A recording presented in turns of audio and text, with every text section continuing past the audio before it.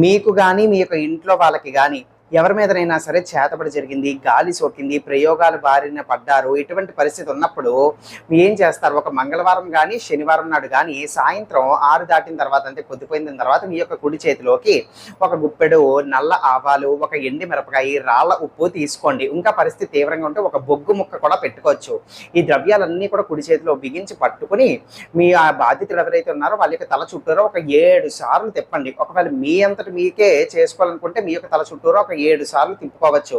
తిప్పుకున్న దాని తర్వాత తిప్పుతున్నంత సేపు కూడా ఓం చండికాయై నమః అనే మంత్రాన్ని ఒక 7 నుంచి 11 సార్లు జపం చేసుకోండి. ఈ విధంగా అయిన తర్వాత తిప్పుకున్న దాని తర్వాత ఈ యొక్క ద్రవ్యాన్ని అంతా కూడా ఏదో ఒక విధంగా మంట ఏర్పాటు చేసుకుని లేకపోతే ఒక దీపం దగ్గర కానీ, ఒక పాత్రలో కానీ ఏదో ఒక విధంగా నిప్పు అనేటువంటిది రాచేసి ఆ యొక్క నిప్పులో పడవేసేయచ్చు. ఏ నిప్పు అయినా సరే పర్వాలేదు. ఈ విధంగా వారానికి ఒక్కసారైనా సరే చేసుకోవచ్చు. మీకు అద్భుతమైన రిలీఫ్ అనేటువంటిది ఉంటుంది. ఆ ప్రయోగాలు గాలి పీడ దృష్టి